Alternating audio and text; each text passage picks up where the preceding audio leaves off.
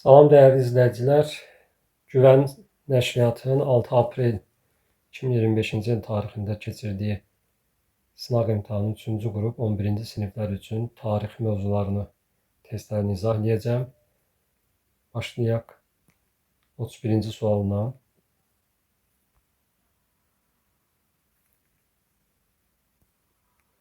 Uyğunluq gözlənilmişdir. Monqol dövlətinin paytaxtını Pekinə köçürmüşdü Çingiz xan. Çingiz xan səhvdir, Kubilay xan köçürmüşdü.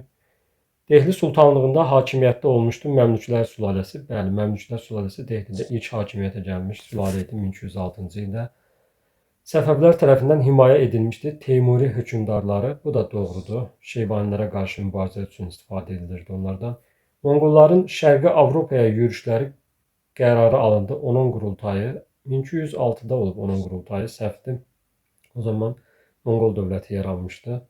Bu Qaraqorun qurultayı olmalı idi. Üçüncü Xaslı yürüşündə Alman ordusu tərəfindən dağıdılmışdı Konya şəhəri. Friedrich Barbaros başçılıq edirdi Alman qoşunlarına. Doğru cavab 2, 3, 5 C bəndi olacaq. Azərbaycan ordusunun Qisas adlı antiterror əməliyyatı nəticəsində bu əməliyyat 2022-ci ildə olubdu. 3 avqustda. Hadrut qəsəbəsi düşməndən tamamilə təmizləndi. Bu 2020-ci il 2-ci Qarabağ müharibəsinə aiddir. Xankəndindəki separatçı rejim təslim olduğunu elan etdi. Bu 2023 19-20 sentyabr tarixlərinə aiddir. Cocuq Mərcanlı kəndinin təhlükəsizliyi təmin olundu. 2016-cı il aprel döyüşlərinə aiddir. Qırqız və Sarbaba yüksəklikləri hərbçilərimizin nəzarətinə keçdi. Bu doğrudur. Düşmən qüvvələri Cəbrayıl Füzuli istiqamətində məğlubiyyətə uğradıldı. Bu da 2020-ci il 2-ci Qarabağ müharibəsinə aid götürə bilərik. Həmçinin aprel döyüşlərində də. Növbəti 33-cü sual, xəritə sualına baxırıq. Xəritədə işarələnmiş hər üç xanlığa aid oxşar xüsusiyyəti müəyyən edin. Deməli, bura Gəncə xanlığıdır. Bura Göyçə gölü yaxınlığında yerləşir İrəvan xanlığı. Bura isə Təbriz xanlığı götürüləcək. Deməli, hər üç xanlığa aid oxşar xüsusiyyət soruşur. Əfşar tayfasından olan sülalə tərəfindən idarə olunması. Baxaq, əfşarlar. Təbrizdə götürə bilərik Əmraslan xan əfşar. İrəvan xanlığının əsasında Mir Mehdi xan əfşar qoyubdur. Daha sonra Qacarlar gəlir hakimiyyətə. Gəncədə isə götürənməyəcəyik. Orada Ziyadoğlu, Qacar nəslindən olan Ziyadoğlular. Deməli, bu getdi. Qubalı Fətəli xanın hücumuna məruz qalması. Gəncə, İrəvan, Təbriz heç birinə Qubalı Fətəli xan hücum etməyibdir. Qarabağ xanlığından asılılığın qəbul edilməsi. Bəli, Qarabağ xanlığı Pənahəli xanın vaxtında İrəvan, Gəncə, İrəvan, Naxçıvan, Gəncə, Ərdəbil. İbrahim Xəlil xanın vaxtında isə İrəvan, Naxçıvan, Gəncə, Təbriz, daha doğrusu Naxçıvan, Gəncə, Təbriz, Qaradağ tabe edilmişdir. Deməli, hər üçü Qarabağ xanlığından asılı vəziyyətdə olmuşdur. Hacı Çələbi xana qarşı birgə ittifaqa daxil olması. İrəvan, Gəncəni götürə bilərik, amma Təbriz burada düşmür. 19-cu əsrin ilk 10 illiyində ləğv edilməsi. İrəvan xanlığı 1827-ci ildə ruslar tərəfindən işğal edilir. 1828-də də isə orada qondarma erməni vilayəti yaradılmışdı. Yəni, səhv olacaq bu da. Doğru cavab C bəndi. Növbəti sual 34-də baxaq. Daha sonra baş vermişdir. Daha sonra 30 illik müharibənin başlanması 1618. Augsburg sülhü 1555. Qranada əmirliyinin süqut etməsi 1492. Tüdorlar sülaləsinin hakimiyyətə gəlməsi 1485. Kresi döyüşünün baş verməsi 1346 100 illik müharibədə. Daha sonra deyir, A bəndə 30 illik müharibənin başlanması. Nadir Şahın daxili siyasəti ilə bağlı uyğun fikirləri müəyyən edin. Doğrudur deyir, yəni plus olanları götürəcək, yanlışdır deyir, yəni minus olanları götürərik. Hərbi dəniz donanmasının təşkili cəhd edir, ancaq təşkil edə bilmir. Yanlışdır. Azərbaycan əyalətinin yaradılması. Azərbaycan əyaləti Nadir Şahın dövründə bəli yaradılmışdı. Mərkəzi Təbriz şəhəri. Baş vəzir və sədrəzəm vəzifələrinin ləğv edilməsi. Bəli, ləğv edilmişdi. Bizə həmçinin soruşur daxili siyasəti. Burada diqqətli olmaq lazımdır. Bəzən xarici siyasətdə verə bilirlər. Rəiyyətin hərbi qulluğa çağırılması çağırılıbdı. Şamaxı əhalisinin Ağsuya köçürülməsi bu 1734-cü ildə olmuşdu. 1734 Nadir Şahın hakimiyyəti dövrü, şahlıq dövrü deyirsə 1740 daha doğrusu 1736-47 36-47 olacaq. Yəni bunu götürməyəcək. Yəni yanlışdır bu. Əslində burada yanlışdır deyə götürməli olacağıq. Vəqf torpaqlarının müsadirə olunması, vəqf torpaqları da müsadirə olunmuşdur.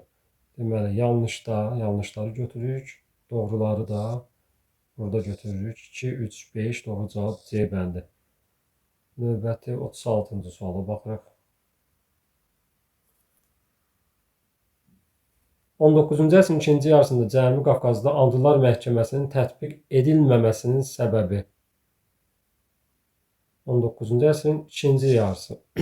Söhbət 1866-cı il məhkəmə islahatını və digər islahatları götürə söhbət ondan gedir.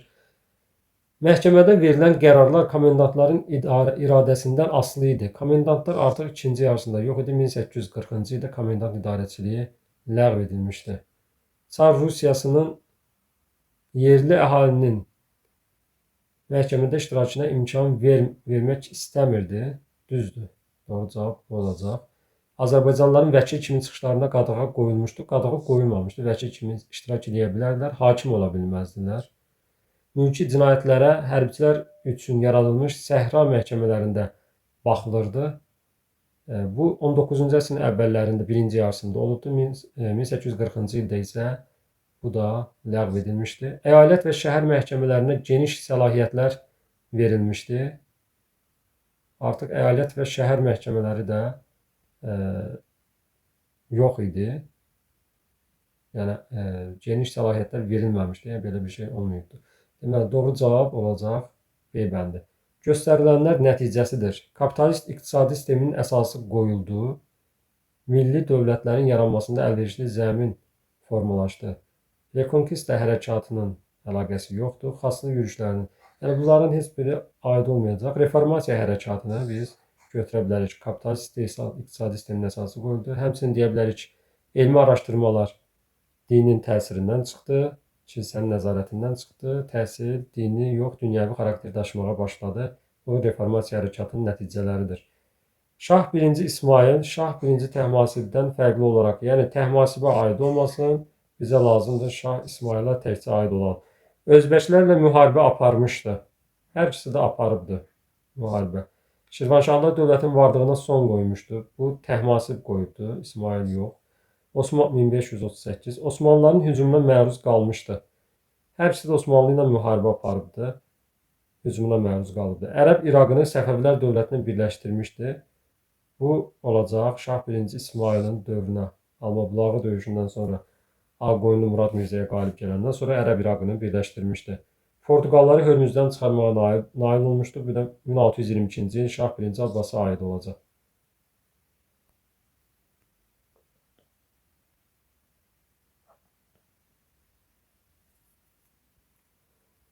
Səbəb-nəticə əlaqəsinin doğru verildiyi bəndi müəyyən edin. Münhində faşistlərin qiyam qaldırması, Almaniyada Weimar Respublikasının yaradılması. Weimar Respublikası 1919-33-cü illərdir. Münhində faşistlərin qiyamı isə 1923-cü il pivəxana qiyamı. Görürsünüz ki, yəni Weimar Respublikası daha tez yaranmışdır, səhvdir. Davos planının qəbul edilməsi 1924, Fransa və Belçikanın Ruhr bölgəsini işğal etməsi 1923.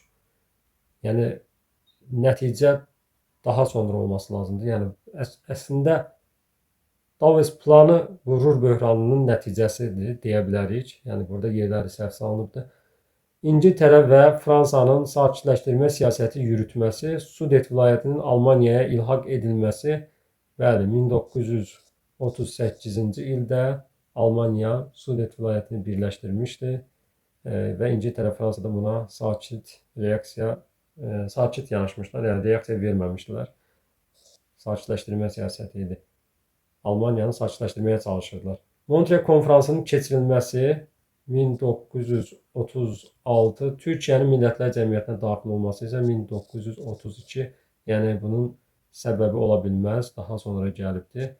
Marna çayı sahilində Almanların hücumunun dayandırılması bu 1914-dür. Şlifen planının uğursuzluqla nəticələnməsi, Şlifen planı 1905-ci ildə qəbul edilmişdi. İldırım sürətli müharibə planı idi, lakin Marna çayı sahilində İngilis-Fransız qoşunları tərəfindən bu planın həyata keçirilməsinə imkan verilməmişdir. Doğru cavab 3-5 A bəndi götürüləcək.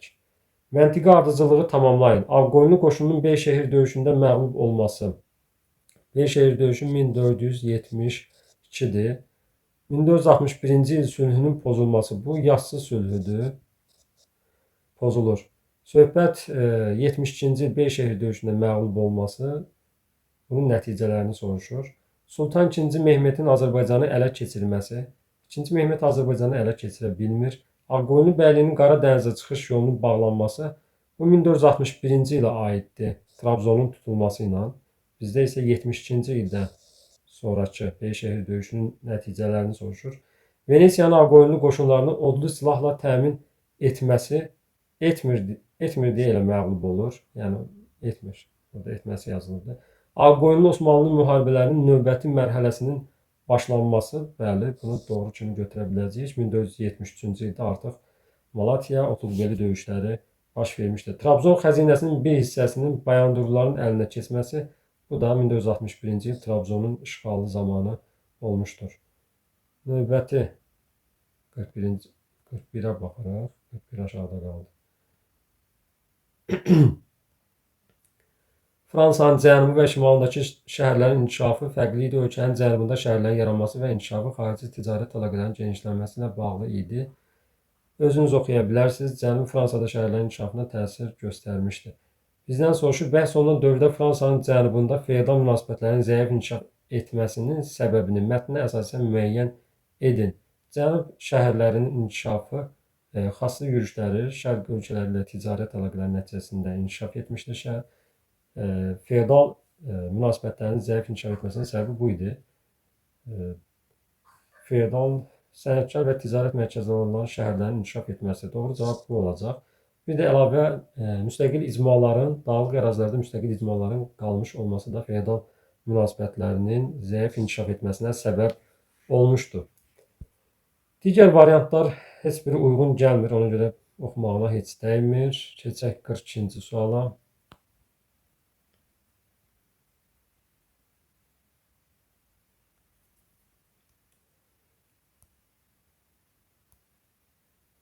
Duluzçuluq sənətinin mövcud olduğu dövrə aid deyil. Yəni, bizə lazımdır neolitdən əvvəlki dövrə. Neolitdən əvvəlki dövrə. Keçmiş dövrə.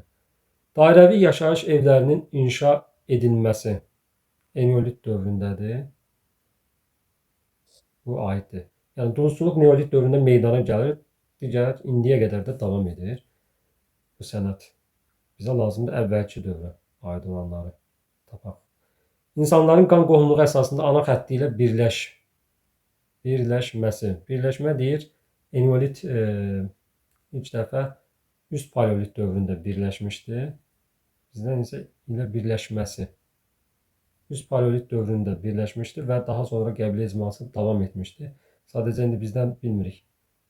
Mövcudluğunu mu soruşur, yoxsa ilk dəfə birləşməsi mi nəzərdə tutur? Digər variantlara baxıb çıxarda biləcəyik.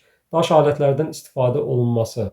İstifadə olunurdu, neolitdə də istifadə olunurdu və sonraki dövrlərdə. Axirət dünyasına inamın yaranmağa başlanması. Aha, burada artıq başlanmasını deməklə biz bilirik ki, söhbət orta paleolit dövründən gedir.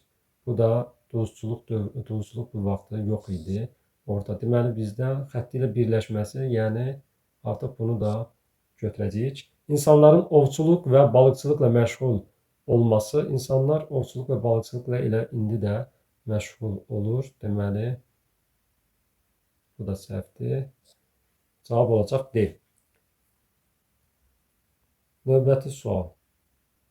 Uyğunluğu müəyyən edin soruşur. Xəritə sualıdır. 1, 2, 3. 1 Bakıdır. Bunu hamı bilir. 2 Gəncədir. 3 isə bunu yəqin ki, bəzi uşaqlar, şagirdlər bilməyə bilərlər. Naxçıvan üzərində yerləşir şimal hissəsində Şərur Dərəliyəz olacaq. Şərur Dərəliyəz. AXC-nin elan olunmasından sonra ilk siyasi böhran baş vermişdi. 1918-ci il 17 iyunda hökumət Gəncəyə köçəndən sonra iyun böhranı yaranmışdı. Deməli, Gəncəyə aid olacaq A. Sovet Rusiyası tərəfindən Erməni Daşnaq hökumətindən verilmişdi. Şərur Dərəliyəz Sovet Rusiyası tərəfindən, bəli, 1920-ci ilin avqustunda Şərur Dərəliyəz Erməni Daşnaq hökumətinə verilmişdi. 3 olacaq. B. Azərbaycan müstəqilliyini elan edən İstiqlal bəyannaməsi qəbul edilmişdi. 28 may Tiflisə düşəcək. Tiflis hardasa buralardadır. Orada isə verilməyib heç nə. Rəqəm verilməyibdir. Xosrov bəy Sultanovun rəhbərliyi ilə general qubernatorluq təsis olunmuşdu. Bu Qarabağa aiddir. Qarabağ bu əraziyə düşür. Şu ərazisi bura göstərilmir. AXC parlamenti fəaliyyətə başlamışdı 1918-ci il dekabrın 7-sində. Bu da Y-də 1-ə düşəcək. Deməli, 1-ə Y, A, B doğru cavab olacaq Y bəndi.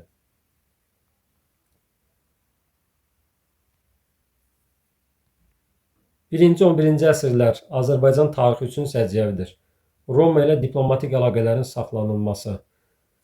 1-ci əsrdə götürə bilərik diplomatik əlaqələr, amma 11-ci əsrə aid artıq Roma dövləti yox idi.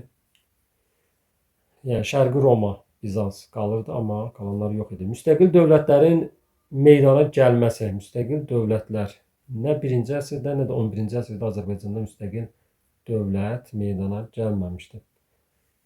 Alan tayfalarının qarətçilik yürüşlərinə məruz qalması. 1-ci, 3-cü əsrlərdə alanlar yürüş edib, xüsusən 72-74-də. 11-ci əsrdə də 1062-ci ildə Dəryal keçidindən keçərək bir gəliblər. 1032-ci ildə Slavyanlarla birlikdə yürüş etmişdilər. Yezidiyyəni talan etmişlər. Deməli, alan tayfalarını götürə bilərik. Doğru cavab C olacaq. Feodal münasibətlərin mövcud olması 1-ci əsrdə yox idi, 11-ci əsrdə artıq var idi, 3-cü əsrdə yaranıb feodal münasibətlər. Azərbaycan torpaqlarının vahid dövlətdə birləşdirilməsi 1-ci, 11-ci əsrləri. 11-ci əsrdə vahid şəkildə birləşdirilməsi Səlcuqların dövründə götürə bilərik, amma 1-ci əsrdə olmayıbdır. Doğru cavab C. ABŞ-nin Monroe doktrinası 1823-dür. İrəli sürməkdə məqsədi Latin Amerikası ölkələrinə qarşı mehriban qonşuluq siyasətini həyata keçirmək. Mehriban qonşuluq olmayıbdır. Bunu götürə bilməliyik. Monroe doktrinası, bunu qısa konkret deyək də, Monroe doktrinası Latin Amerikası ölkələrində Avropanın yenidən o əraziləri öz nüfuz dairəsinə salmaq istəyinə qarşı çevrilmişdi. Burada da doğru cavab olacaq E bəndi. Keçək 46. Birinci Dünya müharibəsi illərində Cənubi Azərbaycanda, yəni 1914-18-ci illərdə məşrutə hərəkatı baş verdi. 1905-11 səhvdir. Urmiya şəhərində soyqırım törədildi. 1918 mart ayındadır. Bu da noyabrda başa çatmışdı. Deməli, doğru cavab B bəndi olacaq. Sovet ordusu Cənubi Azərbaycanı tərk etdi. 1918-ci il, 17-ci il fevral inqilabından sonra artıq Rus qoşunları Cənubi Azərbaycanı tərk etməyə başlayır. Amma bu Sovet sözünə görə səhv olacaq. Çünki Çar Rusiyası qoşunları idi. Rıza Şahın hərbi polis rejimi iflasa uğradı. Söhbət 1941-ci ildən gedir. SSR və İngiltərə İran ərazisinə qoşun yeritməsi ilə Rıza Şahın hərbi polis rejimi iflasa uğramışdı. Türk qoşunları Sarıqamış döyüşündə qələbə qazandı. Bir, Sarıqamış döyüşündə Türk qoşunları qələbə qazanmayıbdı. İki, Sarıqamış döyüşü Cənubi Azərbaycanda baş verməyibdi. Bu da səhvdir. Doğru cavab B olacaq. 7-ci əsrin 30-cu illərində Albaniyanın müstəqil dövlətə çevrilməsinə təsir göstərmişdi. Yəni 630-cu ildə Albaniyanın müstəqil dövlətə çevrilməsi. Arşakilər sülaləsinin nüfuzunun daha da artması. Arşakilər 1-ci əsrdən 510-cu ilə qədər hakimiyyətdə olublar. Aidiyyəti yoxdur 7-ci əsrə. Varaz Qriqorun özünü Roma imperatorunun vassalı elan etməsi. Bunun da müstəqil dövlətə çevrilməklə əlaqəsi ola bilməz, vassalı elan edirsə. Bizansla Sasanilərin öz aralarında müharibə apararaq zəifləmələri. Bəli, bunu doğru götürə bilərik. 603-628-ci illərdə müharibə aparmışdılar. 24-28-də də əsasən Albaniya ərazisinə düşmüşdü bu müharibənin əsas ağırlığı. Xəzərlərin Albaniyanı tərk etməsi 629-da gəliblər, 30-da da tərk ediblər daxili çəkişmələrə görə. Bunu da doğru götürə bilərik. 3, 4 cavab A bəndi olacaq. Euler-Venn diaqramı uyğunluğu müəyyən edin deyir. Göytürk, Albaniya dövləti, Frank dövləti, 1-ci Göytürk. Xəzər xaqanı ilə qohumluq münasibətlərinin qurulması. Deməli, Albaniya var, Frank yoxdur, Göytürk yoxdur. Deməli, 2-yə A olacaq. Albaniya dövlətində də Cavanşir 664-cü ildə Xəzərlərə məğlub olaraq xaqanın qızı ilə evlənmişdi. Avarlara qarşı uğurlu mübarizə aparılması. 1-ci Göytürk Umur xaqan avarlar üzərində qələbə qazanaraq dövlətini müstəqil eləmişdi. Frank dövləti də avar xaqanlığını süquta uğratmışdı. Hər ikisinə aid olduğuna görə 4-ə düşəcək.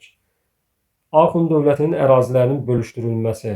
1-ci Göytürklə Sasanilər arasında bölüşdürülübdür. Bu düşəcək C1-ə. Bizans dövləti ilə diplomatik əlaqələrin saxlanılması. 1-ci Göytürk xaqanlığı Bizansla İstəmi Yavqu əlaqə saxlamışdır. Göytürkə aiddir. Albaniya dövlətində Cavanşir Bizansla 654-cü ildə ittifaq qurmuşdu ərəblərə qarşı. Ona da aid götürəcəyik. Sonra Frank dövləti də Bizansla diplomatik əlaqələr qurmuşdu. Hər üçünə də aid olacaq. Ərəb qoşunlarının məğlub edilməsi. Ərəb qoşunlarını məğlub edən götürəcəyik Frank dövlətində. 732 Poitiers döyüşündə məğlub edib Karl Martel, həmçinin Böyük Karl da Kordova xilafətini məğlub etmişdi İspaniyada. Deməli, 1-ə C, A, Y, B, D. C, A, Y, B, D. Cavab D bəndi olacaq.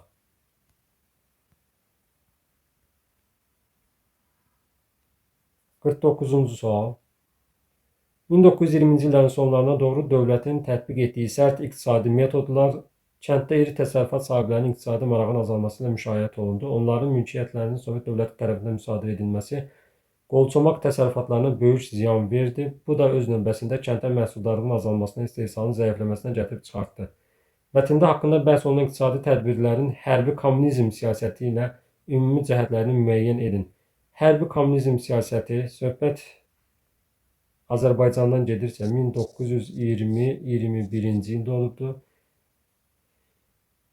Deməli, 20-ci illərin sonlarına doğru dövlətin tətbiq etdiyi sərt iqtisadi metodlar isə bu olacaq kollektivləşdirmədir. Elliklə kollektivləşdirmə. SSR-nin sərt iqtisadi metodlardan istifadə etməsi.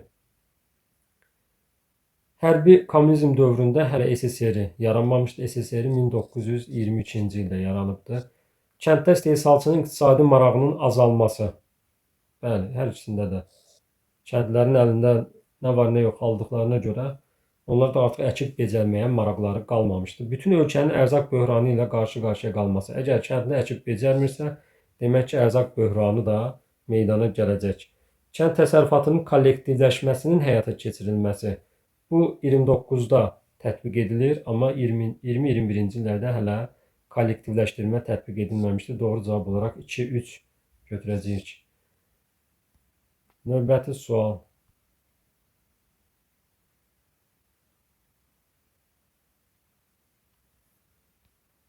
Salon islahatları və AXC-nin iqtisadi tədbirlərinə əsasən kənd təsərrüfatında muzlu əməkdən istifadəyə icazə verilməsi AXC dövründə var idi, amma salon islahatlarında belə bir söhbət olmayıb. Hər bir vətəndaşın dövlət idarəçiliyində vəzifə tutmaq hüququ qazanması AXC-də var idi, salon islahatlarında yox idi. Bütün torpaqların dövlət mülkiyyəti elan edilməsi, bu da AXC-nin iqtisadi tədbirlərində var idi.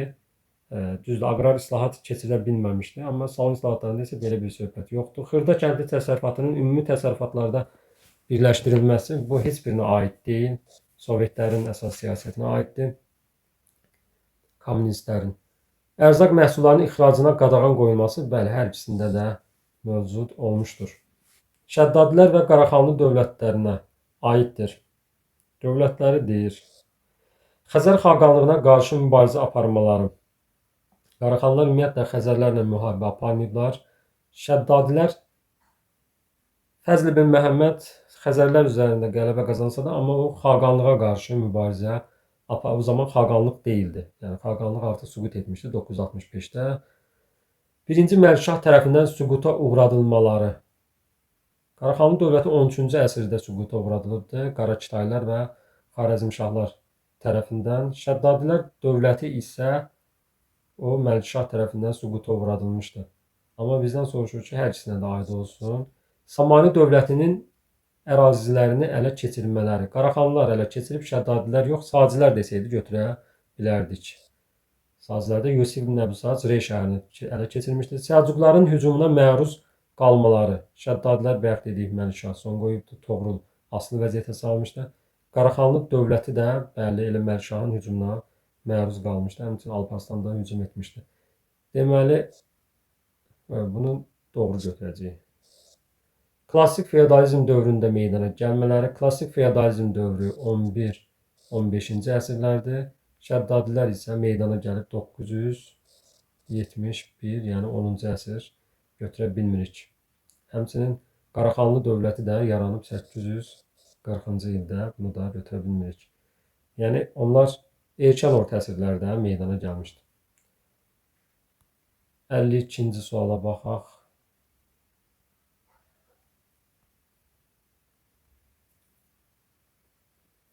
Azərbaycanın 20-ci əsrin 40-80-ci illərində fəaliyyət göstərmiş bəstəkarları cədvəldə müvafiq olaraq müəyyən edin.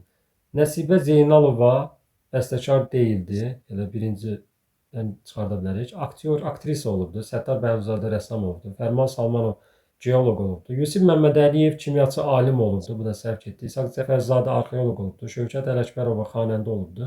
Fikret Əmirov bəli bəstəkar idi. Qaraqayev, Şəfiqə Axundova bəli bunlar bəstəkar olublar. Hətta Şəfiqə Axundova 72-ci ildə Şərqdə ilk opera yazan qadın olmuşdur.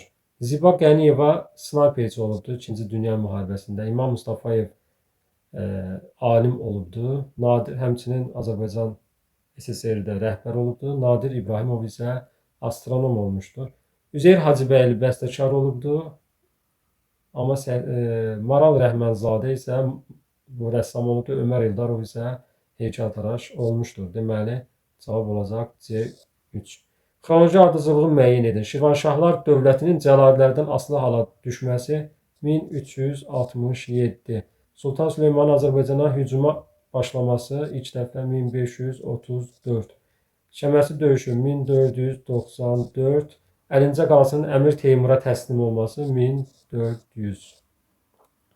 Xronoloji ardıcıllıq 1, 4, 3, 2. 1, 4, 3, 2.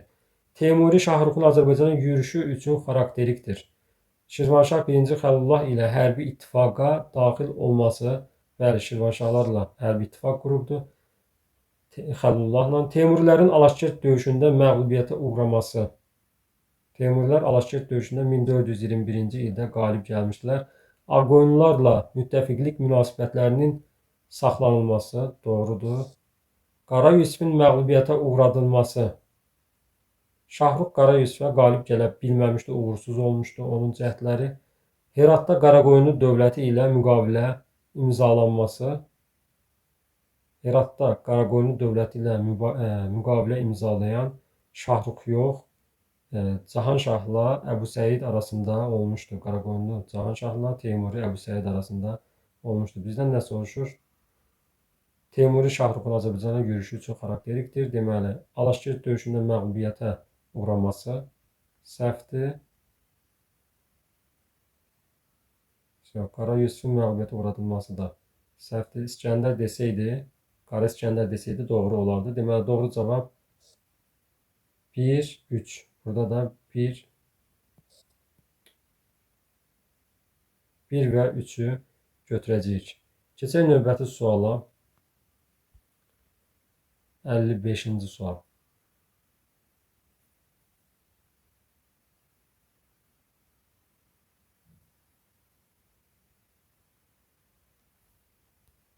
Göstərilənlərin aid olduğu dövlətləri müəyyən edin.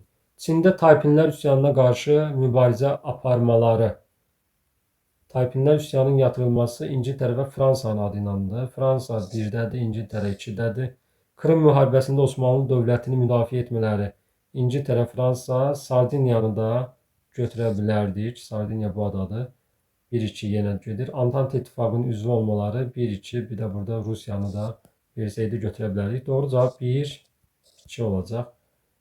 19-cu əsrin əvvəllərində Rusiya tərəfindən Azərbaycanın şimal torpaqlarının işğalına şərait yaratmışdı. Söhbət Çar 1-ci Aleksandrın hakimiyyəti dövründən gedir. Baxaq. Çar 1-ci Nikolayın Şərqi Gürcüstanın daxili müstəqilliyinin ləğvi haqqında fərman. Bu Çar 1-ci Aleksandr idi. Ona görə bir səhvdir. 1901-ci ildə, daha doğrusu 1801-ci ildə hətta olsaydı belə işğalına şərait yaratmışdı, yox, artıq işğalına başlamış olacaqdı. Çünki Şərqi Gürcüstanın tərkibində olan Azərbaycan torpaqları, Qazax, Şəmkəddi, Borçalı, Pənbəç, Loru əraziləri bununla Rusiyanın işğalı altında qalmışdı. Bakı yaxınlığında Rus qoşunlarının komandanı Syanovun öldürülməsi 1806-cı ildə hadisə olur, amma daha doğrusu 1806-cı ildə Bakı xanlığının işğala şərait yaratmır. Bu işğalın artıq gedişi idi. Ona görə bunu səhv götürəcəyik. İşğal artıq gedir, davam edirdi. Yassı müqaviləsi ilə Osmanlı dövlətinin Cənubi Qafqazda fəal siyasət yürütmək imkanından məhrum qalması. Yassı müqaviləsi 1791 Osmanlı ağır məğlubiyyətə uğrayır və artıq öz canının dərdində idi. Çünki Osmanlı dövləti bundan sonra dağılma mərhələsinə qədəm qoyur. Bu Yassı müqaviləsi ilə qalmış ki, Cənubi Qafqazı da müdafiə eləsin. Ona görə bunu götürəcəyik. Qacarlar dövlətində siyasi qeyri-sabitliyin hökm sürməsi. Bəli, Qacar, Ağa Məhəmməd Şah Qacar 1797-ci ildə öldürüləndən sonra siyasi qeyri-sabitlik başlayır. Onun kimi güclü hökmdar bir daha Qacarlarda hakimiyyətə gələ bilməmişdi. Azərbaycan parçalanmış vəziyyətdə olması, yəni xanlıqlara bölünməsi də düşmənin bu əraziləri rahatlıqla ələ keçirməsinə, işğalına şərait yaratmış oldu. Doğru cavab 3, 4, 5 götürə bilərik.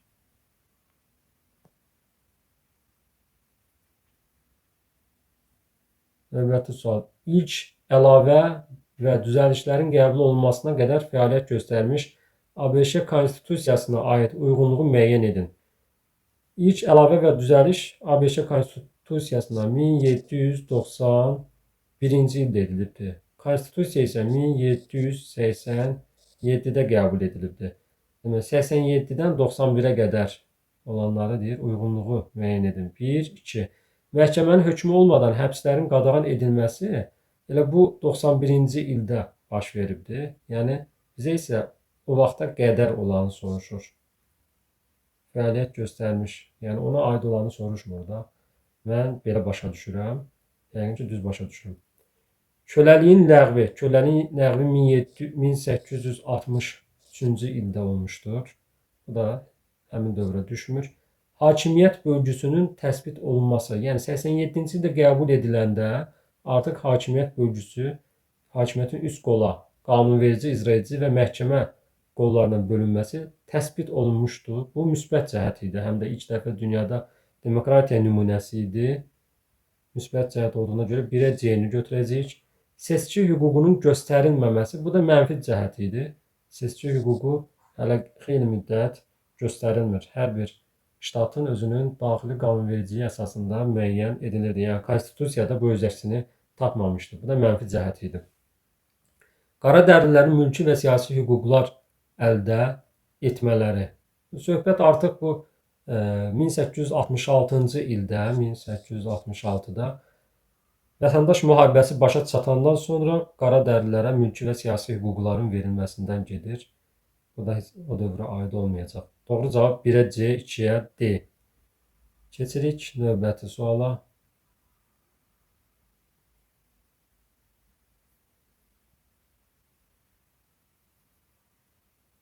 Yüzillik müharibədən sonra İngiltərə krallığı daxildə böyük sarsıntılarla üzləşdi. Taxtaca gələn İngilis krallarından əksəriyyəti qiyamlar və ya sui-qəsdlər nəticəsində zorakılıqla öldürülürdü. Çünki müharibələrdə zərər çəkmiş krallıq çox vaxt əhali üzərinə ağır vergilər qoyur və ya feodallara siyasi güzəştlər getməyə məcbur qalırdı. Hərbi qarətlərdən varlanan feodalları isə idarə etmək çətinləşir və onlar arasında müharibələr baş verirdi. Belə bir dövrdə Lankaster və York sülalələri arasında hakimiyyət uğrunda müharibə baş vermişdi. 30 il davam edən müharibədə 7-ci Henrik qalib gəldi. O ara müharibələrinə son qoydu. Söhbət 100 illik müharibədən sonra baş vermiş 30 illik müharibə. Bu hansı müharibə idi? Alqızılgül müharibəsindən söhbət gedir. Bizdən də soruşur, 7-ci Henrikin qələbəsi ilə başa çatmış müharibənin adını qeyd edin. Alqızılgül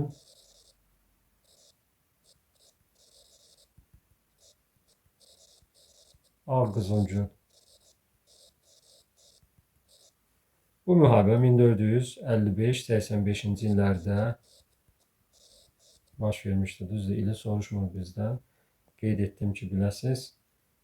Növbəti sualda isə iki feodal qrupunun hakimiyyət uğrunda apardığı müharibə nəticəsində İngiltərədə hansı sülalə hakimiyyətə gəldi? Tudorlar sülaləsi hakimiyyətə gəlmişdi 1485-ci ildən 1603-cü ilə qədər. Mənbəyə və tarixi biliklərinizə əsasən 7-ci Henrikin kral hakimiyyətini gücləndirmək üçün həyata keçirdiyi iki tədbiri yazın. Kral hakimiyyətini gücləndirməkdən ötürü iri feodallara qarşı deyə bilərik. İri feodallara qarşı mübarizə apardı. İri feodallara qarşı mübarizə. Bunu qeyd edə bilərik. İkinci nə qeyd edə bilərik? İri feodalların özlərinin hərbi dəstələri var idi. Feodalların hərbi dəstələrini ləğv edir. Feodalların hərbi dəstələrinin ləğvini qeyd edə bilərik. Başqa nə deyə bilərik? Hakimiyyəti gücləndirmək üçün bir də onu deyə bilərik ki, zadəganlar və orta təbəqə üzərinə qoyulan vergiləri azaldır. Bununla da onların dəstəyini qazanır. Vergilərin azaldılmasını qısaca yazıram. Amma bu bütün əhaliyə yox, zadəganların və orta təbəqə üzərinə qoyulmuş vergiləri azaldır.